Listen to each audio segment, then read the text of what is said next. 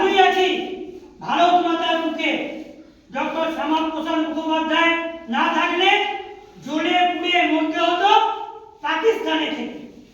বঙ্গবাসীর ভরসা ছিলে, তুমিই ছিলে ত্রাতা, তুমি ভারত কেশরী, তুমি পশ্চিমবঙ্গের প্রতিষ্ঠাতা। মাকে কোনোদিন করা যায় কি ভাগ? ভারত মাতাকে অখণ্ড ভারত রাখতে করেছিলেন মন্ত্রিসভা থেকে পদত্যাগ।